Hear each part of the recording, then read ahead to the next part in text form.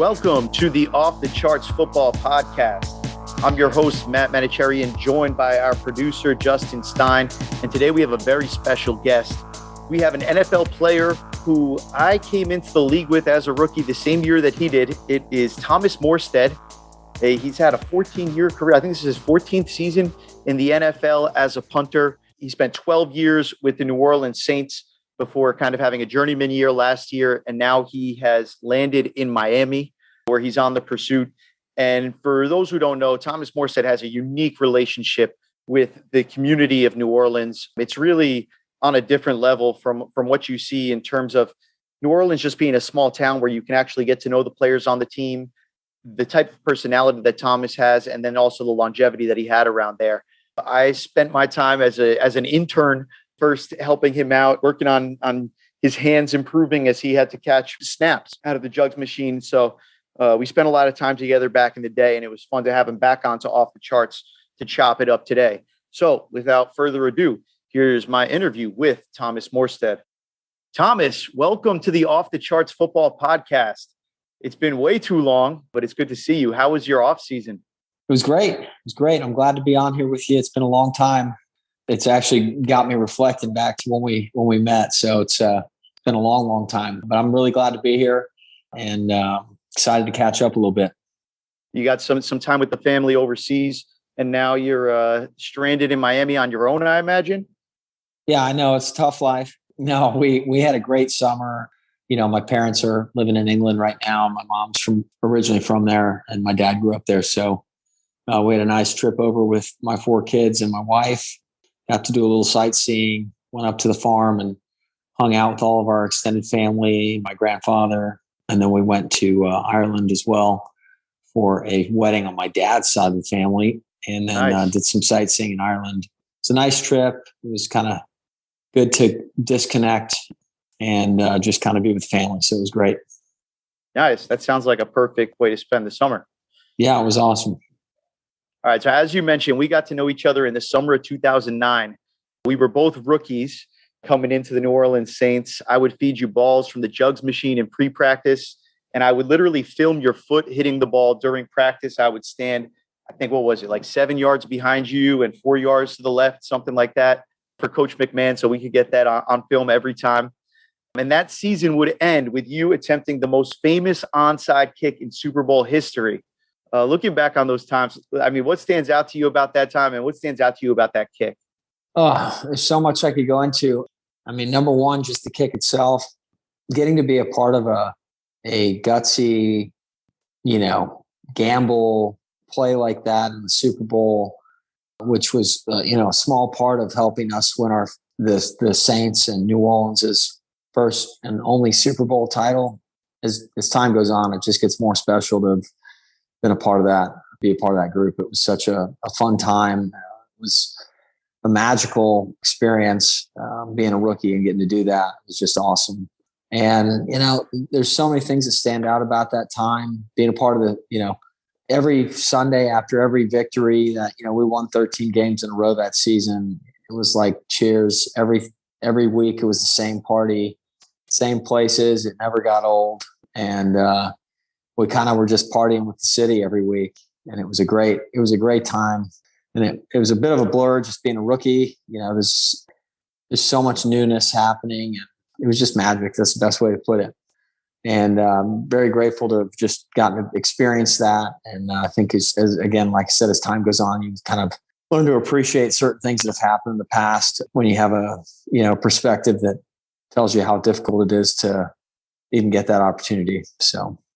Yeah, it's kind of crazy. Now that you're with the Dolphins, it makes me think of Dan Marino going to the Super Bowl in 1984, 5,000-yard season, never going back. The Dolphins haven't been back since all that time. I know you guys are all trying to change that this year. You got that opportunity and you got to see it through as a rookie. And it's like, oh man, like, is it always this easy? Like that was definitely a magical time. It's funny you bring that up because, obviously we had a defense that just stole the ball every week that season. And Darren Sharper, who, is obviously in jail and had some bad things that he's been a part of, or shocking stuff. Shocking stuff. I remember him telling me after we won the Super Bowl, he said, "Hey, young buck, this don't happen every year." He was in his 14th season in the NFL, and he had gone as a rookie, and it had taken till year 14 to get back. And I never forget that. And it's funny now that I'm back in Miami. I haven't been in that stadium since we walked off that field. I've never been back in that stadium, and I'm, about to be playing home games there. And it looks different now. It does. They've done some pretty significant renovations to it, but it is just crazy how it's now year 14 for me. He was spot on with what he told me. So, yeah, I'll never forget his secondary mate, Roman Harper, who, when you guys would all be eating your lunch in the middle of two-a-days during preseason, during training camp, he would hand me his playbook and allow me to just look through it while he was eating. And on the way back out, he said, "Any questions?" every day. And I would pick his brain about the nuances of cover six and trying to figure out, what does this combo look mean here and all this kind of stuff there. And I swear I learned as much football there in that brief amount of time. I mean, you're sitting in meeting rooms with people and stuff like that, but just him giving me that book that helped a lot. And it was a real family atmosphere at that time. Yeah, it was fun. I mean, I didn't know what normal was, and I probably still don't fully know what normal is. I spent so much time there in 12 years out of my 13 that I've played all there. So all you know is what you know, but especially that year, practices ended super early on Fridays. Guys were staying in on their own doing, it was player led, player driven. Everything was player accountability with other players. Coaches just worried about coaching. They weren't fussing at anybody to do more. They were actually ending practices early to, get guys off the field, and guys were, just doing extra things as a big family. And it was really cool to be a part of and just see it. And hearing that story about Roman doesn't surprise me at all. It's great. He was a great teammate, but Roman could engage and talk with anybody. I felt like that guy knew everybody in the building, regardless of their job. So that's pretty cool to hear. Yeah, man, there's something to be said for that. There's something to be said for the peer leadership that was there on that team. When you look at Drew Brees on offense specifically and John Vilma on defense, and the way that they were like player coaches in a sense. But when you actually are a player, when you're actually one of the stud players, your words go a lot further, no matter who you are as a coach, I think, when it's amongst peers. Yeah, look, I just adding on to that. I mean, I think back to that, and now that I have the perspective of it, and I got to see John Vilma for 4 years, and look, everybody knows Drew, right? But John Vilma, man, what a consummate professional, badass leader. I mean, it was awesome to watch him. Just every way that he handled everything, ultra competitive in everything he did, and it was about winning every single day. And he was so focused on that, the results. It just was almost like you knew the results were going to be there, but he was so process focused on just being, and he was just an exceptional leader. He held everybody to such a high standard. It was just awesome to be around. And smart, man, he was smart. He is smart. I mean, what a smart guy. So you mentioned that you've never had a real normal experience. And I think that's totally true, because your relationship with New Orleans, I think, is unlike any, like we just mentioned Drew Brees. I even think your relationship with New Orleans is in a different stratosphere than Drew Brees is. Like Drew was in his own like Manning type relationship with the city of New Orleans, but I don't know if that there's a player more universally beloved by a city and that just feels a connection to a player the way they do with you. Can you speak to that at all? Like what is that relationship like? Like you mentioned about how you would go out and you'd be amongst the people there, and that's a unique thing about New Orleans. But I'm just so curious to hear what does that city mean to you and on that sort of relationship that you have? Yeah, I mean, I never could have, when I first started playing, I mean, that wasn't sort of like a motive of mine, was to like make this great relationship with the city. I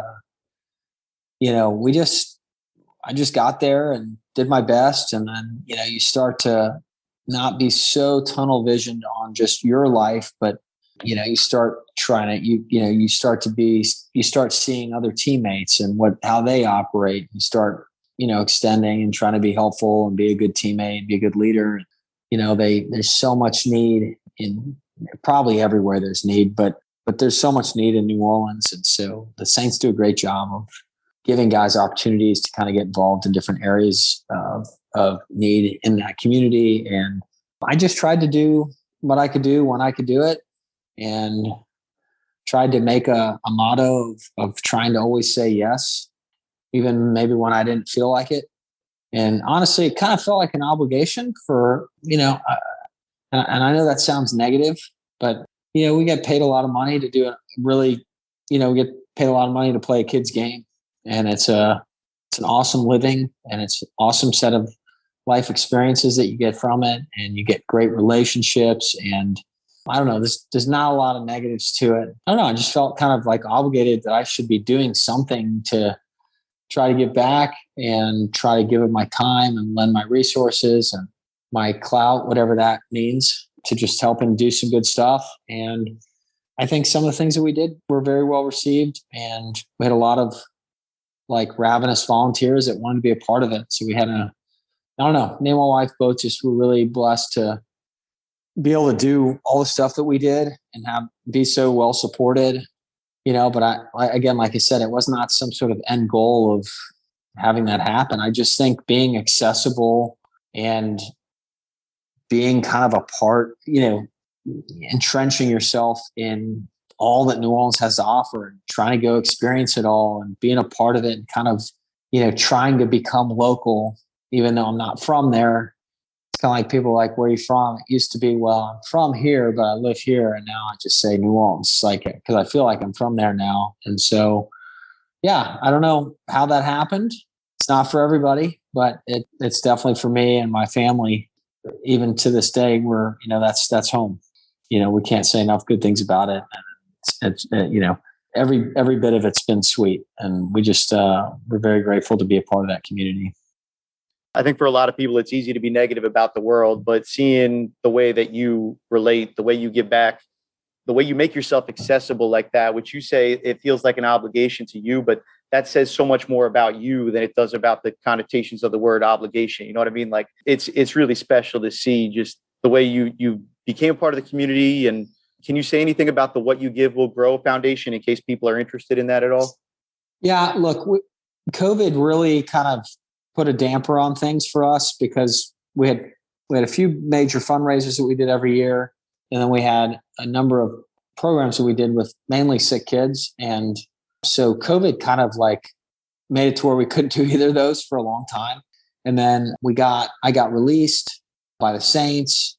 Our executive director has stepped away. So we're kind of in a transition period currently of exactly what we're going to do. And so I don't have a direction or a certain place for any action to be taken currently. I'm obviously not even living there in the fall. And so we're currently assessing, what we're going to do.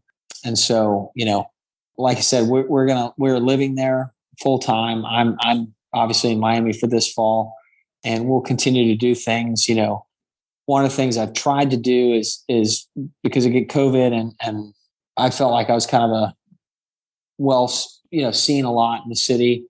Out of respect to Blake, who's the new punter there, I've tried to back into the shadows a little bit and kind of let him flourish. I think he's a talented kid that has a chance to be really good there for a long time. And so, I've tried to not be as out there on social media. Just I'm rooting for him to do well. And so, I've been a little quieter and so it's a little bit the calm before the storm right now. And yeah, that makes sense to me. And I'm focusing on my stuff. I don't feel like I'm done this year, but I'm certainly not on the front nine of my career. And so, I'm extraordinarily focused on just having a great season and maxing out this experience while I can. And, my wife and I would just kind of do our own thing in New Orleans, personally and privately as well, with some other stuff we're doing. So stay tuned. There we go. Yeah, we'll stay on the lookout. All right. So let's get back to that career that you were talking about on the field. Because last year must have been crazy. You were jobless in August. You signed with the Jets mid-September, released by the Jets in November, signed with the Falcons later that month. And then you went on to close the season out by winning NFC Special Teams Player of the Month in December. So, yeah, maybe not on the front nine of the career, but still got some good football to play. What was that roller coaster like? It was exactly that. It was a roller coaster. it was very disappointing to not have the interest. I had a really tough year in 2020. I had an injury, I had a vision issue, and you have a really tough year and you are 35 years old. And I think people just all thought I was done and washed up. And so I'm prouder of last season, just how I made a decision that I wasn't done and I wanted to give it a shot, and there's no guarantees, and I just stayed ready. And when I got the opportunity, it was awesome just to be back in a building, and it was a new setting. It's quite rejuvenating in a number of ways. New people, new place, very exciting. Yeah, it was a roller coaster. And I learned a lot last year. I learned that being good at my age is not enough to stick around sometimes. You've got to find the right spot. I think, in the case in New York, they were very transparent with me. I was coming there to fill in for Braden Mann, who they had drafted and who's actually a good friend of mine. I actually gave him a punting lesson when he was in 7th grade. So that was kind of a cool story. And I respected that. I appreciated that they were kind of transparent with me about what the deal was. And I told him myself, I said, if I were you guys, I'd be high on Braden too. I mean, I think he's really talented, and I'm looking forward to seeing him do really well this year. But, so that was one situation. Then I went to Atlanta and got NFC Player of the Week my first week. And then the next month got Player of the Month in the NFC. And, they're kind of, I know they won't say these words, but, I don't know what a synonym for a rebuild is, but they're in a different spot. I think if they think they're going to be good in a few years, I'll be 38 or 39 by then. And, it's harder to pay somebody at this position when you know you're still a few years away. So I was very grateful to Terry Fontenot for giving me that chance to keep it going and keep my foot in the door. Another former teammate of ours with the Saints. Yeah. And so that was nice. And I really enjoyed Art Smith there. The head coach was just phenomenal to me. As I know Saints fans don't like to hear me talking nice about Falcons, but it's rough. They really treated me well. Hey, imitation is the highest form of flattery. And what are the Falcons if they're not imitating the Saints right now, huh? There you go. There you go. So anyways, it was a roller coaster, but even there, I mean, I certainly had the opportunity to go back there, but it just was, I didn't feel like the team was extending enough to, and I don't blame them. They're a few years away. Why pay an older guy when they're not maybe winning fit quite yet? And so I just realized that last season, really, I need to be very thoughtful about the opportunity that if I have multiple options is about where can I go where I think I have a chance to win. And if I can go perform well, play well, be a good leader on the team, and do all the things that they would hope that I would be bringing to the team, that maybe there's a chance of past just 1 year if they're winning now and if they're trying to win now. So I feel like that opportunity was in Miami. So I'm super excited about it. And my kids are excited. My wife's excited. I'm sitting in my new condo that we've rented for the fall. And so it'll be hopefully lots of good fun times for everybody. Yeah, man. So you're down there, reunited with Frank Smith, the offensive coordinator there. He was an offensive assistant back in the day under Aaron Cromer on the offensive line. Mike McDaniels, the head coach, is known for his unique persona. Certainly, you got all this stuff to be excited about. But even though Mike McDaniels is known for his persona, he's probably not the most philosophical coach that you've ever played for. And I want to give you the opportunity to talk about him because I know he means a lot to you. What lessons from your college coach, Frank Gansz, stick with you to this day? So many things.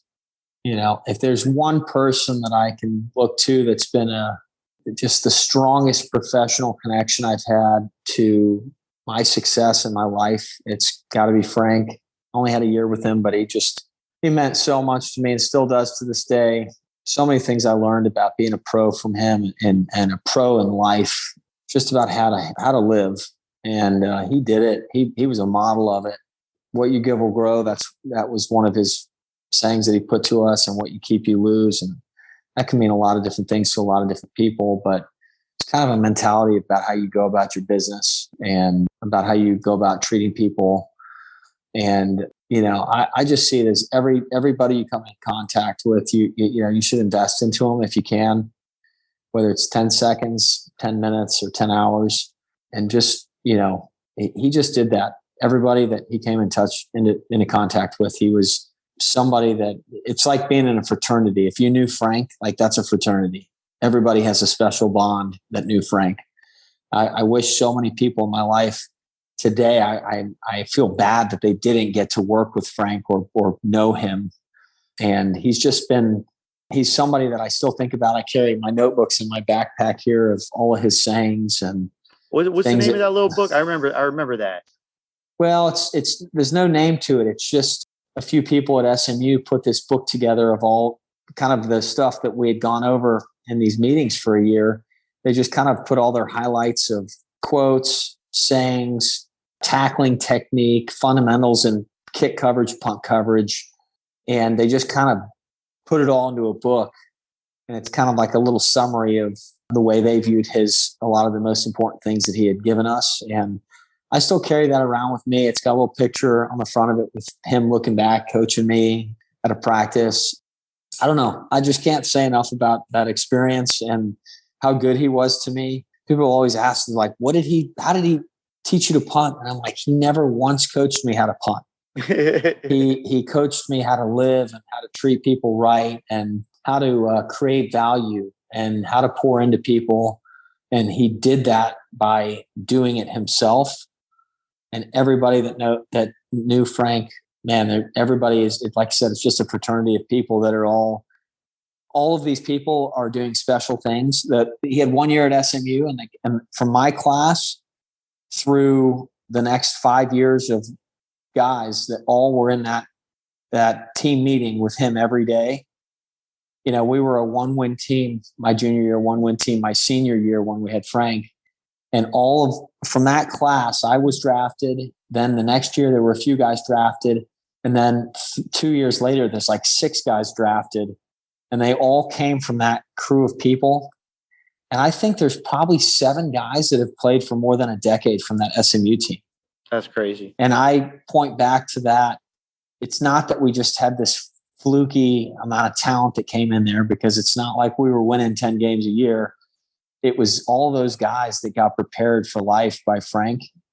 They have all had exceedingly awesome careers, and it's been cool to be a part of that. That's awesome. Cool to hear this sort of impact he can have. Hey, I know we're running overtime. I know you're maniacal about recovery. You're good. You're good. I got time for you, man. I got time for you. We can go through the lightning round here, if you will. I'm going to ask you your opinion on analytics, because that tends to be the hot button on this podcast. But before I do, I will point out that despite having fewer punts than most punters last year, you were still tied for 8th in the NFL in our player value metric for punters, punting total points. And on a per punt basis, only the Raiders' A.J. Cole was more efficient.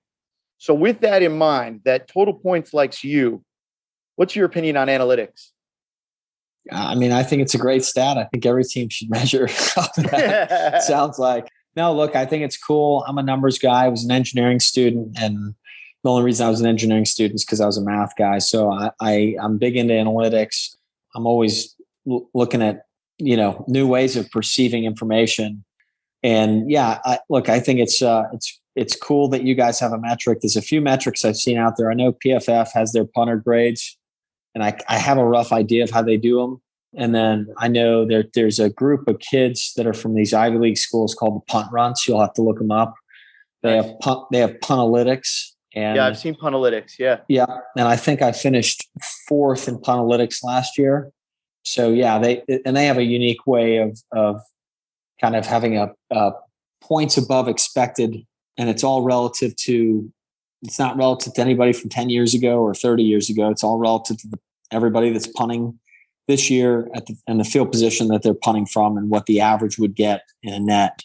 So I'm into it. I think it's been a tool for me when I've negotiated contracts in the past.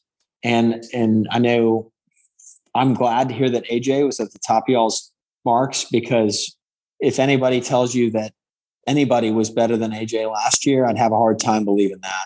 You go put his film on. He really, really had a special year. So props to him, because he's just, I'll be honest, when I first saw him, I said, well, he's talented, but he mechanically, I didn't know if he'd ever kind of iron out his swing. And he's gotten every year, all he's done is gotten better and better and better. And who knows what the limit is, but it's cool to see him having success because the kid has worked his ass off. Man, he's an exceptional player in this league. So I'll tell you the thing that jumps out when we look into your own numbers, like you mentioned, your 2020 season was a rough year for you. I think if you just looked at the raw numbers, you might not really perceive that. Sure, the gross average was down to 43.1. That was the lowest of your career. But the net average was at 42.3, which is pretty good. Most people would take that in most years. I think when you look a little deeper into the numbers, you see that your fair catch percentage was up at 47% this year. So I think you knew that you probably didn't have the oomph that you usually have. And it seems like you were trying to air it out a little bit more. Well, I just played the game differently because I was not 100% healthy. And, we had two good gunners. And so I just said, okay, I'm going to have to live in a different world this year and in 2020. And I did my best to survive. If you were to compare the first half of my season with the second half, you could tell I was physically feeling better as the season went along. Cause I did have a lot, I think I performed much better in the back half of that season. Yeah. When I say it was a rough year, my A ball that year, especially early in the season, was just not even close to what I think an A ball needs to be in the NFL. I'm talking just bare minimum. I'm not talking comparing myself to previous years of myself. It was just, I just could not get through a ball, and it showed. But I was proud of myself for kind of surviving through it. Shout out Craig Robertson for keeping me encouraged throughout that whole season, because I just was, it's when you don't have your tools, it's just really hard to stay positive. And he did that for me throughout that entire season. That's why it was so rewarding last year to get that opportunity and be ready and be healthy and go out and do my thing. So it was cool. And the numbers reflect exactly what you said for what it's worth. 2 points earned to that first game against Tampa Bay. You had a great game there. Then from that point through the meat of the season is when you were dealing with things and it got rough. But then you closed out with 2 points earned also against Philadelphia and Kansas City before finishing up the season against Carolina. So those 3 games are really good. Allowed a grand total of 8 return yards on 17 punts for about a 48-yard average. So I think you take that. Yeah, it was cool. And you know what? We did some good things, right? Like we led the league in fair catches, and we broke the NFL record on least punt return yards allowed in the season ever. So that was really kind of a cool, feather in our cap as a unit. You're spot on in terms of your self-evaluation, though, because total points would tell you were in double digits in total points earned every season since 2016, except that one. And that's since the beginning of kind of the total point system, which, by the way, I'll take a minute to point out, incorporates all of that stuff that Puntalytics did and then more. It's starting with your field position. It's starting with your expected opponent's field position based on that kick. It's incorporating the hang time. It's incorporating the coverage. There's tons that goes into it that we can nerd out on at a different time. But I told you this was the lightning round. So who else, along with AJ Cole, would you have put along the top tier last year of the punters in the NFL? Can I put you on the spot like that? Last year? Well, look, number one, it was a rough, when I say rough, it was a bit of a roller coaster year for me. So as far as me being able to, normally the amount of film that I watch on other guys, I was kind of in a different place last year. So it's hard to say that without, I kept up with AJ just because he was having such an impressive statistical year. And so I was watching a lot of his stuff. A guy that I think doesn't get enough credit is Tress Way up in Washington.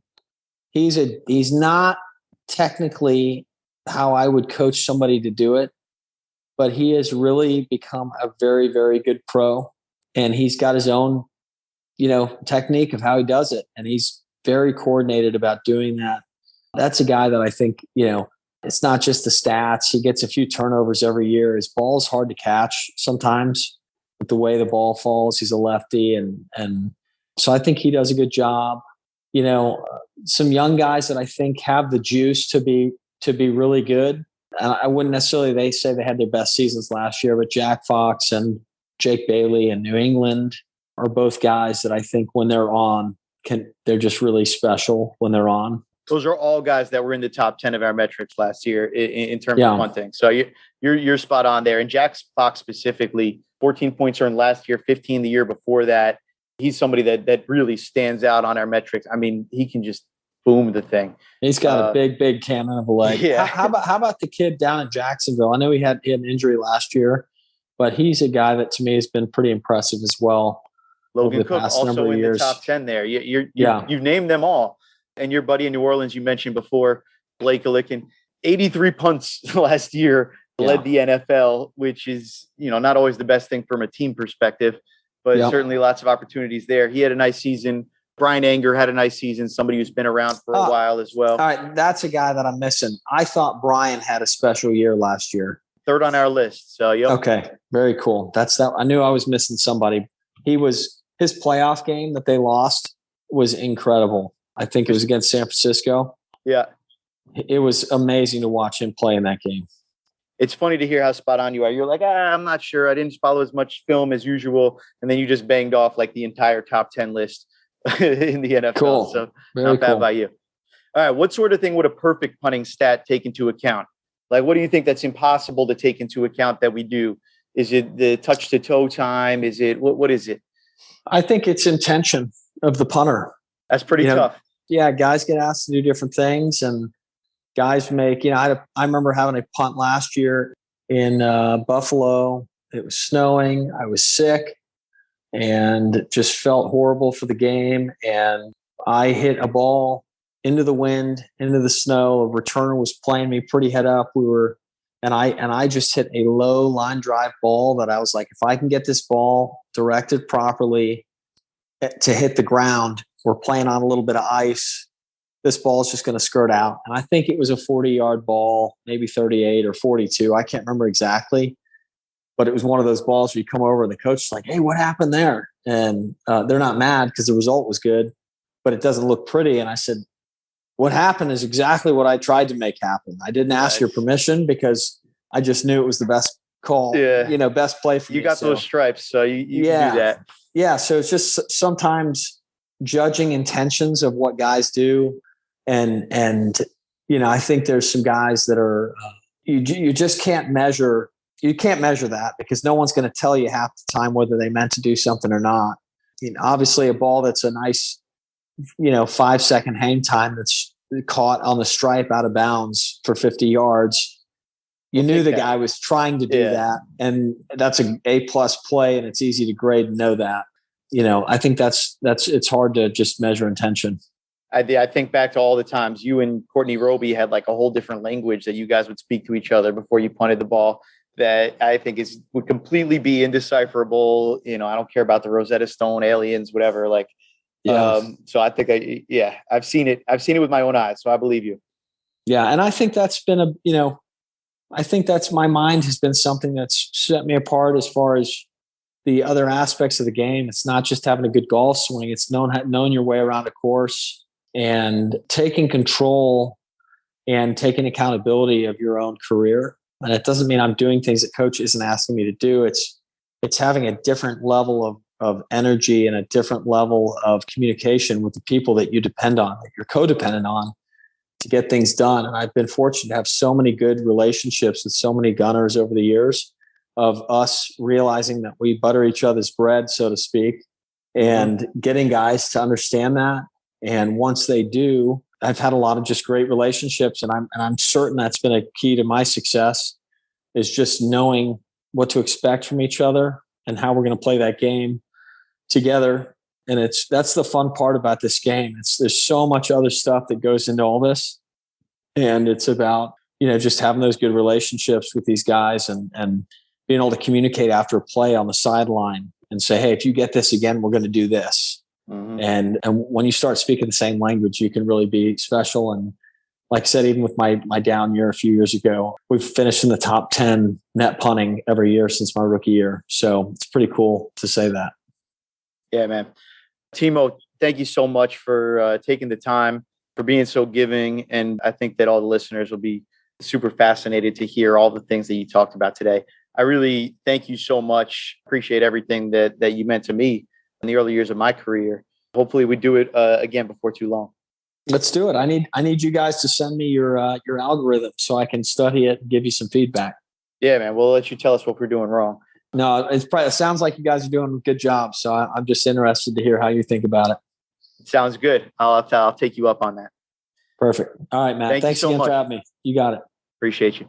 If you enjoyed this interview with Thomas Morstead, then you have to check out the Sports Info Solutions Baseball Podcast, where the host Mark Simon regularly has on major league players, including within the past year, Byron Buxton, Hunter Renfroe, Matt Chapman, Jeremy Pena, and of course, he's regularly joined by former major leaguer and current VP of Baseball at SIS, Bobby Scales. Don't miss the Sports Info Solutions Baseball Podcast, wherever you get your podcasts. Thank you for listening to the latest episode of the Off the Charts Football Podcast. For Justin Stein and Thomas Morstead, I'm Matt Manocherian.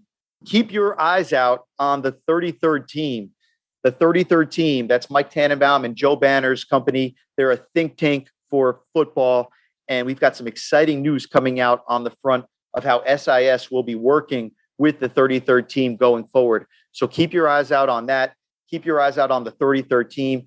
Keep your eyes on the SIS Twitter, because we have some exciting announcements coming up as we head into August.